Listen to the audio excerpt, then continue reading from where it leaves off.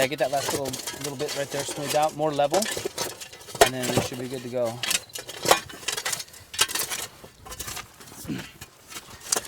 All right, so the next step is to fill in between these two rocks before we set our final frame stone. There's a couple ways to go about this, and something that I see happen a lot is a lot of small rocks are stacked up in between here, and typically you can see through the waterfall. Whether you have a trickling effect, you kind of see through it, or you have a nice sheer descent coming down. When you look through there, what you see behind the waterfall can sometimes make or break the project. So instead of stacking a bunch of small rocks up in there, looking through and seeing all that as a distraction, I'm going to take a piece of flagstone, I'm going to stand it up vertically back there, push it into the back. You'll barely notice it when it's running. It'll just look like a big frag of rock that's stuck back behind the waterfall. So that's what we're going to do right here. I've actually ran into a problem. The waterfall's a little tall, the pond's a little long, and so my liner's running a little bit short. So what I'm going to do is I'm going to show you how we're going to overcome that in the field. It's not like I'm going to move the waterfall. We're going to get another piece of liner. We're going to make it an attachment, do a little shingle overlap so we don't have a leak. And I think we're all going to learn something from that. So here we're going to go get that big piece of slate, and we're going to stick it back there right now. All right, so we're going to put that piece of flagstone in a vertical fashion right here. So what I had to do was I had to excavate some more soil out, because the piece of flagstone has about 30 inches.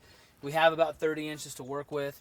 And I didn't want that flagstone to be at the bottom pitched out, so I had to dig it back out so it's nice and vertical. What that does is it makes that pocket deeper, creates more of an echo chamber back in here behind the waterfall.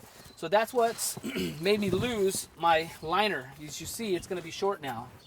But that's okay, we're going to overcome that with another piece of liner. Now it's time to put that piece of slate in here. We're bringing that over here, guys.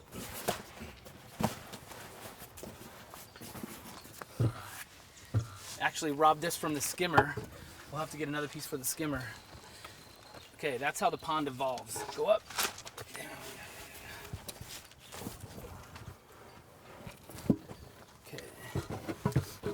Mo, grab that liner and pull it up. You grab that side, I got this side. Okay, let's go in.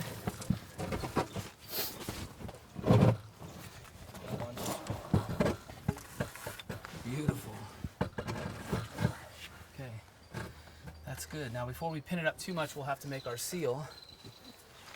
But that's gonna look real good. Now what you see is when the water's coming down, you're not gonna see a bunch of small rocks. Imagine if you had to stack up a bunch of small rocks in here to create that pocket. If you put big rocks in here, then the water would be smashing over the rocks. But to create this pocket, once again, we're gonna have to push that back so the water comes down in here. You got your echo chamber. So it's a cool way to eliminate all this work and make it look like one big continuous section of large stones. Okay, we're gonna have to get that other piece of liner so we can put that back there and put some backfill in. Okay, so here's where we're at. I got my piece of flagstone in here. My liner's loose back behind there, and it's too short. For the sake of making an easy faceplate attachment, I'm gonna pull this out, and I'm gonna dig down a little bit so it drops a little bit lower than this faceplate, so I'll have an easy time making that attachment. And then what I'll do is we're gonna bring in a new piece of liner, and we'll wrap it around this rock and back behind that rock, and there'll be an overlay. So your old liner's here, your new liner's here, and then we'll sandwich this piece of flagstone on top of that, so when the water comes down, it'll stay inside the pond. What I need to do is pull this out and dig this trench back a little bit so it drops, then we'll bring the liner in. That's the next step.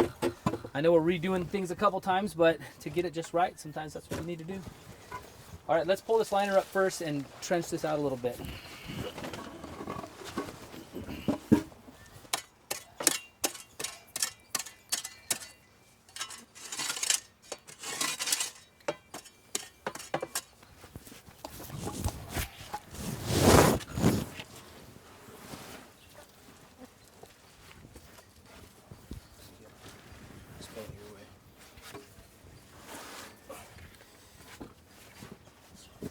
Okay, we got it lower. That's good.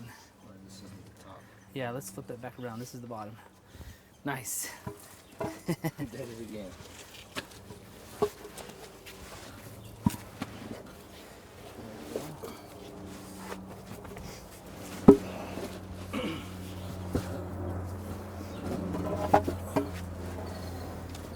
right, that works. I'm liking that.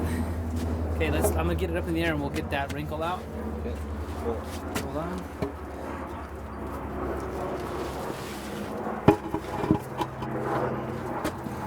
Back down. Okay, good. Let's bring in that other liner.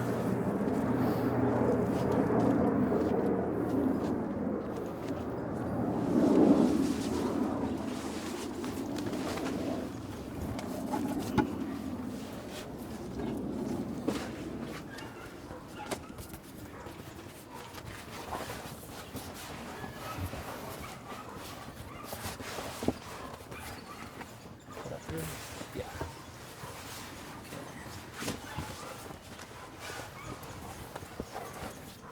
Pull yours down, Mo.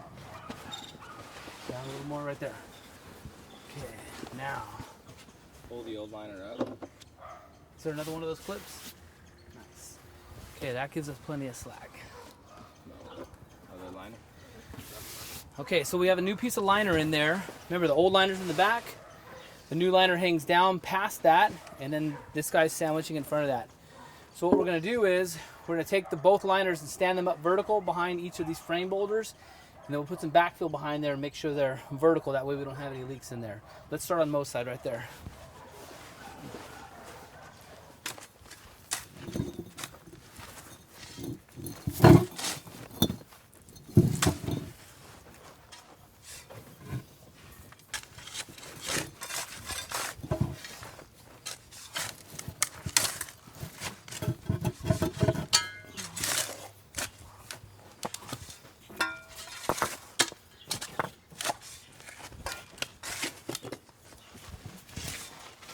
Ready?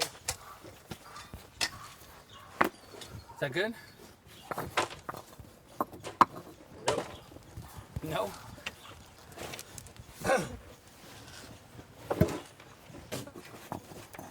Give me more. Yeah, a little more there. Okay, that's good. Alright. That fits nice. Cool. Let's do this side. Yep. Hold that. We'll pull out just a little bit more dirt. Remember, this is that big heavy guy. Whoa, it's moving, so that's it. Okay, Mo and I are gonna hold it back, lay this flat, and then we'll slide that liner in behind it. You ready?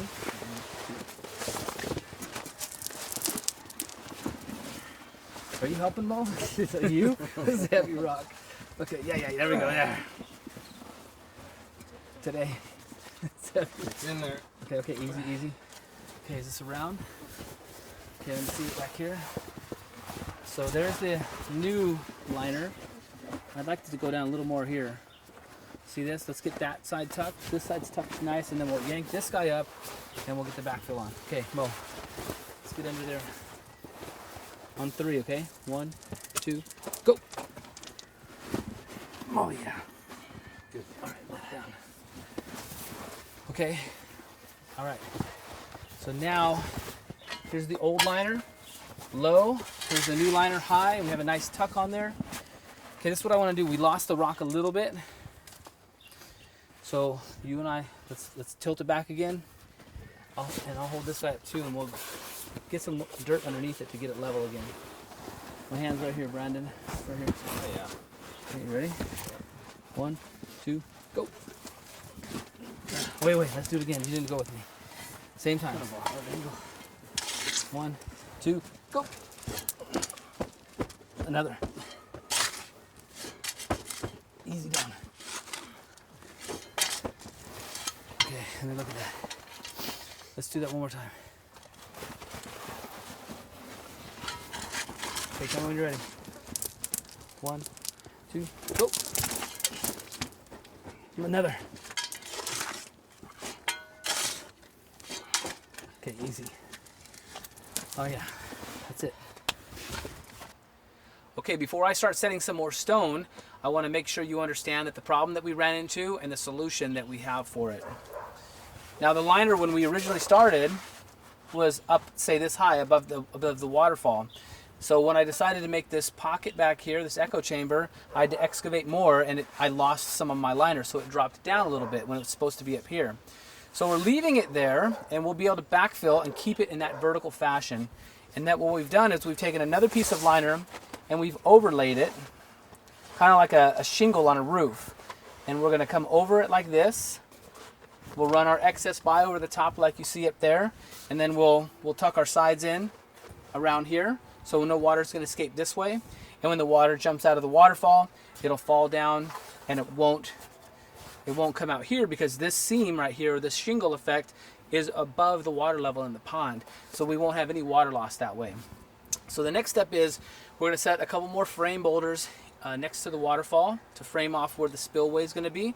And then we're going to actually set a couple of large character stones in the landscape to create some depth and make the waterfall look more impressive because we've taken some bigger stones and placed them out into the landscape. That's next.